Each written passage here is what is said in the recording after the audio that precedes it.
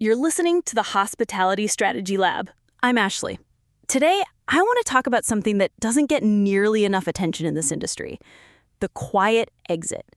The person who doesn't slam the door on their way out. The one who just stops showing up one day. And everyone's left wondering what happened.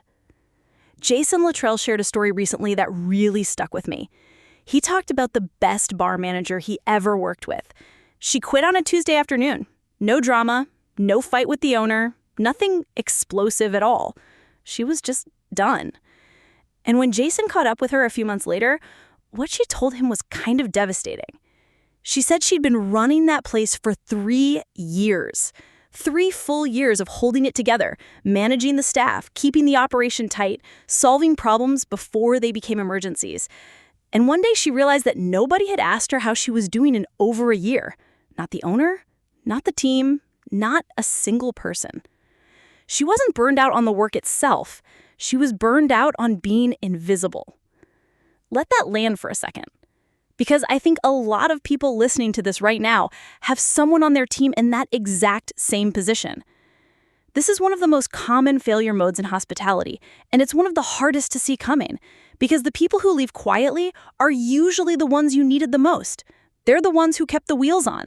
They're the ones who solved problems before you even knew there was a problem to solve. And the fact that they left quietly is exactly the reason you lost them. They'd already been telling you something was wrong through their silence. You just weren't listening. Here's where a lot of operators get this twisted. They think retention is about pay. And yes, pay matters. Of course it matters. But the bar manager in Jason's story didn't leave over money. She left because she felt unseen. And that's a completely different problem that requires a completely different solution. The solution isn't complicated, but it does require intention. It's attention. It's checking in.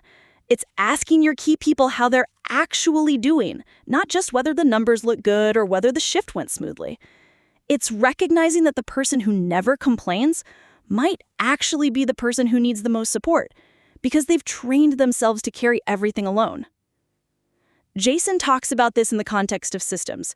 He's built entire frameworks around making sure nothing falls through the cracks in a hospitality operation. Inventory, scheduling, guest experience, team communication, all of it tracked and managed through smart workflows. But here's what he'll tell you. No system replaces the human check-in. No automation replaces a genuine conversation with your best people. And that's not a knock on technology. It's the opposite. The whole point of building smart systems is to free up your time so you can invest it where it matters most.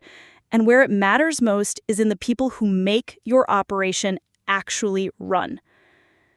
Think about your team right now. Who's your version of that bar manager? Who's the person holding everything together without ever asking for credit? When's the last time you sat down with them not to talk about the schedule or the P&L or what went wrong last weekend, but just to see how they're doing as a person? If you can't remember the last time you did that, that's your signal. The hospitality industry has a turnover problem. Everyone talks about it. But what we call a turnover problem is really 1,000 individual stories just like this one. Someone who gave everything they had, felt invisible despite all of it, and eventually decided they'd had enough. The fix doesn't require a budget increase or a new HR platform or some elaborate recognition program. It requires awareness.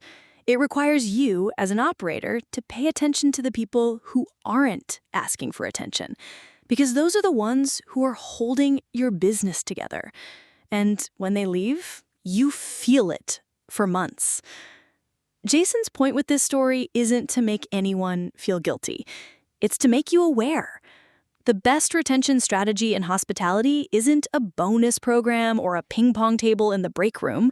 It's giving a damn about the people who give a damn about your business. That's it. So this week, I challenge you to do one simple thing.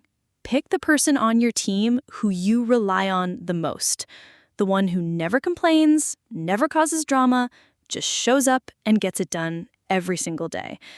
And check in with them. Not about the shift, not about the numbers, about them. You might be surprised by what you hear, and you might just keep the best person on your team from becoming another quiet exit. That's the Hospitality Strategy Lab. I'm Ashley. See you next time.